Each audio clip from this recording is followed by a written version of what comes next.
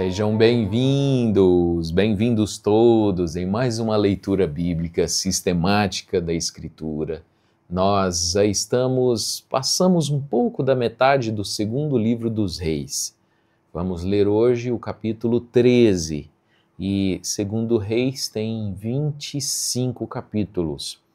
E estamos já caminhando do meio para o fim.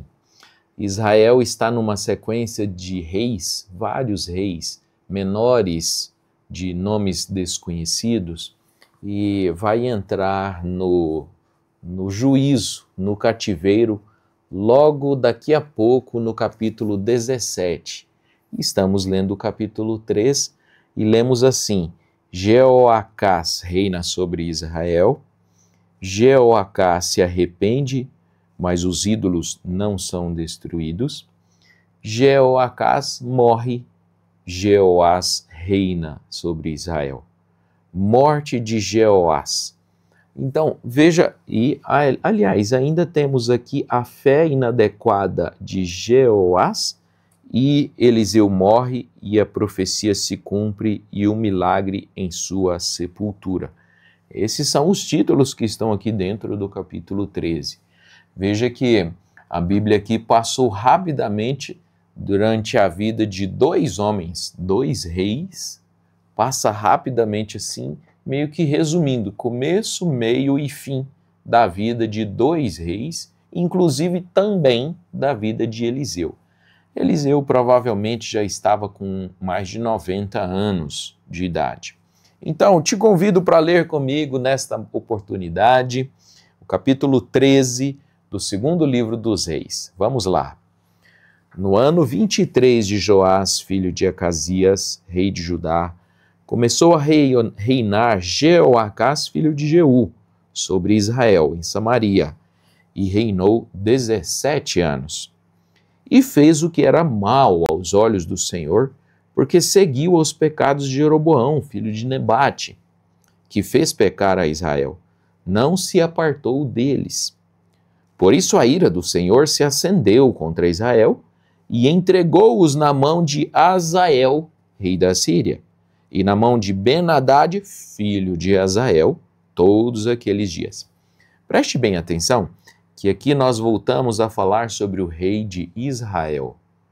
No capítulo anterior nós estávamos falando sobre o rei de Judá. E agora deixou-se no capítulo 12 a história de Judá, e passamos a ler de novo, novamente, a história de Israel, das 10 tribos, da parte norte da divisão do reino de Israel. Pois bem, no verso 4 diz assim: Porém Jeoacás suplicou diante da face do Senhor, e o Senhor o ouviu, porque viu a opressão de Israel, pois o rei da Síria os oprimia. E o Senhor deu um salvador a Israel, e saíram de sob as mãos dos sírios, e os filhos de Israel habitaram nas suas tendas, como no passado. Contudo, não se apartaram dos pecados da casa de Jeroboão, com que fez Israel pecar. Porém, ele andou neles, e também o bosque ficou em pé em Samaria. Porque não deixou a Jeoacás do povo, senão só 50 cavalos, 10 carros e 10.000 homens de pé, porquanto o rei da Síria os tinha destruído e os tinha feito como o pó, trilhando-as. Ora, o mais dos atos de Jeoacás e tudo quanto fez, e o seu poder, porventura não está escrito no livro das crônicas dos reis de Israel? E Jeoacás dormiu com seus pais, e o sepultaram em Samaria, e Jeoás, seu filho, reinou em seu lugar. No ano 37 de Joás, rei de Judá, começou a reinar Jeoás, filho de Jeoacás, sobre Israel, em Samaria, e reinou 16 anos. E fez o que era mal aos olhos do Senhor, não se apartou de nenhum dos pecados de Jeroboão, filho de Nebate, com que fez Israel pecar, porém andou neles. Ora, os mais dos atos de Jeoás e tudo quanto fez, e o seu poder com que pelejou contra Amazias, rei de Judá, porventura não está escrito no livro das Crônicas dos Reis de Israel? E Jeoás dormiu com seus pais, e Jeroboão se assentou no seu trono, e Jeoás foi sepultado em Samaria, junto aos reis de Israel. Pois bem, vimos aqui a história começo, meio e fim da vida de um homem. E a principal destaque, a principal fala da Bíblia registrada aqui para nós é que não se apartou dos pecados de Jeroboão. Gente, e quanto tempo Jeroboão já tinha morrido? Mais de 40 anos. E ainda... Mais de 40? Não. Já estava indo para quase 150, né? E ainda estava fazendo Israel pecar. A influência daquele homem, ainda, o que ele deixou, ainda fazia Israel pecar. Veja que coisa estarrecedora, né? Quantos anos depois, a antivirtude dele, o contrário da virtude, as maldições que ele deixou ainda estava prejudicando a Israel. O seu legado ainda estava prejudicando a Israel. Mas vamos voltar aqui para a história desse homem, Jeoacás. Aqui nós temos vários nomes parecidos, Jeoacás, Jeoás, Joás, tudo nomes muito parecidos, né? Mas vamos para a história desse do capítulo de número 13. No verso 4, está dizendo assim: porém Jeoacás suplicou diante da face do Senhor. Aqui nós vemos uma coisa boa. Uma coisa boa. Ele suplicou diante do Senhor.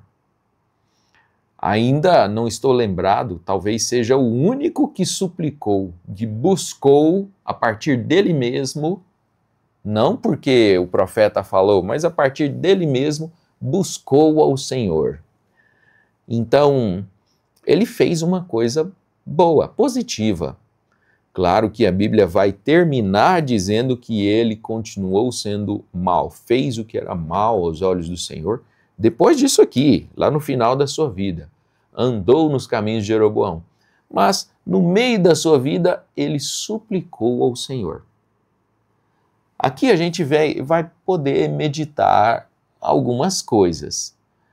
Um homem que era mau, que seguiu os pecados de Jeroboão, adorar os ídolos, os bezerros de ouro, mas que num momento buscou a Deus, sentiu a necessidade de buscar a Deus, e aí nós vamos seguir na leitura dizendo assim: e o Senhor o ouviu.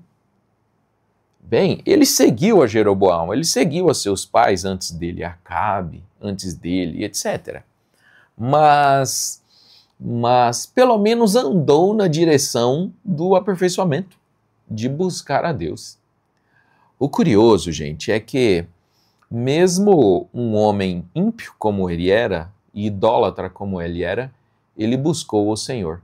E aí a pergunta é: e Deus ouviu? Sim, a Bíblia disse que Deus ouviu. E Deus ouve a oração mesmo do ímpio. Há pessoas que chegam a dizer assim que Deus não ouve o ímpio. Deus não ouve ao pecador. Deus não ouve aquele que peca e que não tem fé e que não o adora. Não, gente, muito pelo contrário, Deus ouve. A Bíblia não diz que não ouve.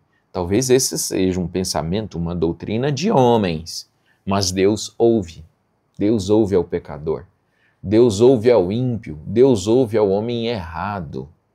A Bíblia diz lá em Provérbios, capítulo 15, verso 8, que Deus não aceita o sacrifício do pecador. Deus não aceita o sacrifício, mas a oração, sim, Deus aceita. E aqui está um exemplo. Jeoacás suplicou diante da face do Senhor e o Senhor o ouviu, porque viu a opressão de Israel. Aqui ainda temos um outro pensamento, aqui ainda temos uma outra meditação que eu desejo compartilhar com vocês, que é o povo sofrendo e o rei sofrendo buscou a Deus e Deus ouviu. Não era a melhor razão. Eles bem que podiam ter buscado a Deus por necessidade de Deus, por ser verdadeiramente adoradores. E Deus sabia que Israel estava buscando, o rei estava buscando, porque estavam sofrendo. Se eles não estivessem sofrendo, eles não buscariam. Deus sabia disso e mesmo assim atendeu. O próximo verso diz assim: e o Senhor deu um Salvador a Israel. Então, a gente começa a ver e a entender como é que Deus pensa, como Deus age, pois a maneira com que Deus fez, a resposta com que Deus trouxe para esse rei ímpio, mesmo o seu motivo sendo um motivo questionável, que foi um motivo apenas por causa do sofrimento. Ele orou e suplicou a Deus apenas porque ele estava sentindo dor. Não porque ele amava a Deus, não porque ele respeitava a Deus, mas mesmo assim Deus respondeu. Abre assim na nossa mente, abre assim na nossa vida uma coisa muito curiosa, porque a gente passa a enxergar a maneira que Deus age com o seu povo e até nos compromete mais. No verso de número 5, agora temos aqui uns comentários mais de ordem natural. E o Senhor deu um Salvador a Israel.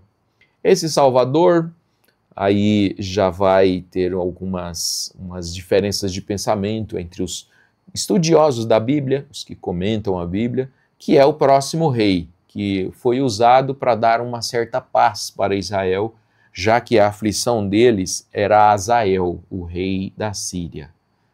Era Hazael. E Hazael foi aquele homem ungido por Eliseu, que Eliseu olhou nos olhos dele até ficar constrangido, porque ele via o futuro, o que Hazael faria. Então Hazael foi a pedra no sapato de Israel. E o próximo rei que vem depois desse que orou, ele vai conseguir, de uma certa forma, repelir um pouco a Hazael. Mas eu, particularmente, não acho que o Senhor deu um Salvador a Israel, é o próximo rei. Vou te adiantar aqui uma questão. Quando chegarmos no capítulo 17, Israel vai ser levado para o cativeiro. Veja se você consegue entender essa manobra política, geopolítica, das coisas que estavam acontecendo na região. Hazael estava no mapa a Síria, depois Israel e cá embaixo Judá. Síria, capital Damasco, Israel, capital Samaria, e embaixo Judá, capital Jerusalém. Hazael, o rei da Síria, cá em cima, ele afligia Israel, afligiu até os filisteus, lemos isso no capítulo 12, e chegou a afligir até Judá e Jerusalém. Então, o grande algoz, a razão de grande sofrimento era Hazael, rei da Síria. Mas quando chegarmos ao capítulo 17, o próprio Hazael vai pagar um preço por ter causado tantos males, ainda que ungido por Deus. Mas ele vai pagar um preço. E sabe quem é? Vem um inimigo mais forte do que Hazael sobre a Síria e vai dominar a Síria. E aí, vindo sobre a Síria, ele vai também dominar a Israel. E aí, passado mais de 100 anos, 120 anos, ele vai dominar também a Judá e Jerusalém. E esse inimigo estava ainda acima da Síria, que é a Assíria, de onde vem Nabucodonosor. Então, imagina aí no mapa, eu podia ter colocado um mapa aqui para vocês, mas não tem. Talvez esse aqui dê para mostrar para vocês. Aqui está, não olhe para esse círculo, deixe-me tirar aqui. Então está aí em cima Império Assírio, lá em cima. Aí um pouco do lado esquerdo está os estados fenícios, de onde é a Síria e etc. Mas ainda esse mapa ainda não está bom, depois eu lhes procuro mais. Mas veja se eu consigo lhes mostrar. Mais em cima, a Síria, depois Síria, depois Israel e depois Judá. Então, quando a Síria foi atacado pela Assíria, ele, que estava atacando Israel, teve que parar de atacar Israel para cuidar da fronteira do norte, da fronteira de cima. Então, deu uma certa paz para Israel. Sabe por que eu digo isso? Veja no final do verso 5. E os filhos de Israel habitaram nas suas tendas como no passado. Agora, lembra da profecia? Eu sei que é difícil essa parte, hein, gente? Mas lembra da profecia que quando Eliseu olhou para Azael e ungiu e disse assim: eu sei quantas mães você vai matar, quantas crianças, quantas mulheres, etc.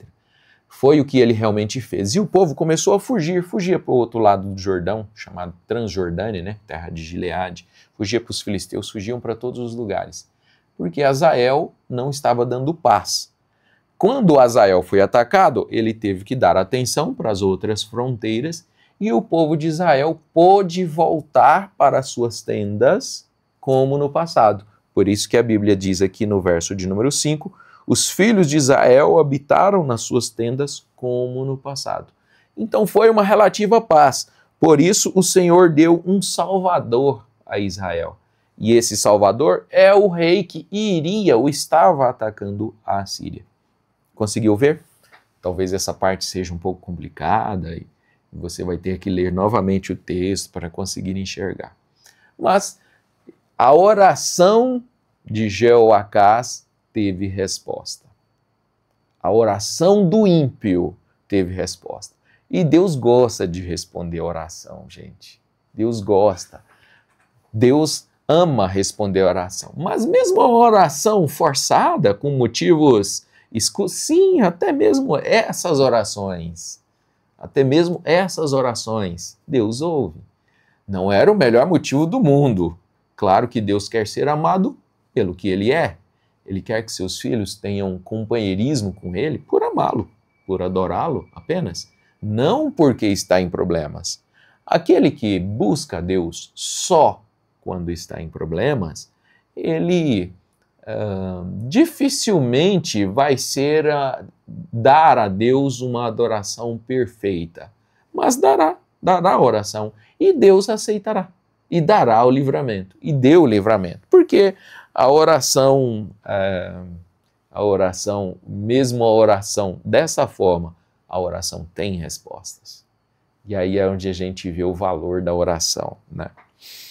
Outra coisa que eu quero comentar antes de encerrar a leitura de hoje é do verso de número 7, que diz assim: restou só 50 cavalos, 10 carros e 10 mil homens de pé.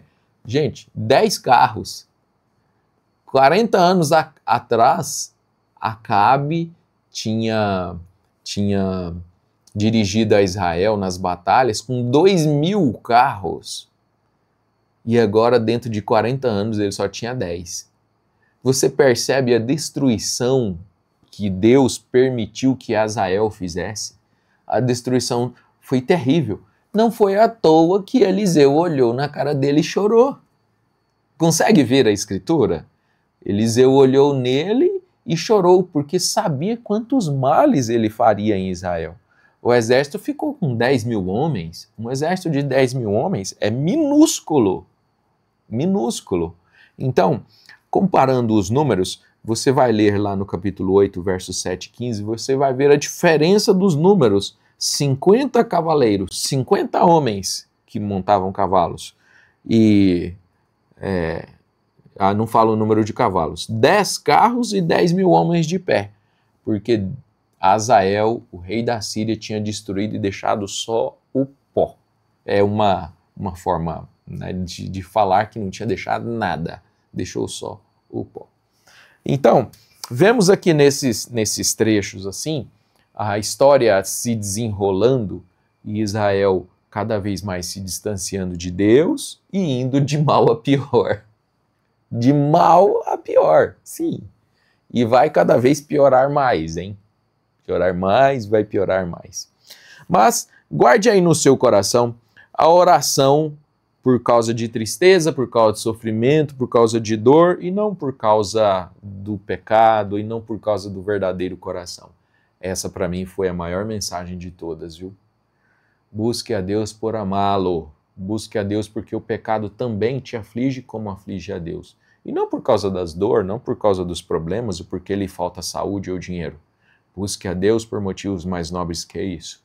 Mas, mesmo que se os motivos sejam, assim, questionáveis, Deus ainda ouve orações. Tá bom? Deus abençoe a todos. Amanhã, se o Senhor permitir, nós já vamos para o final da morte do capítulo, a morte de Eliseu, do profeta Eliseu. E a gente nem fala com tristeza, né?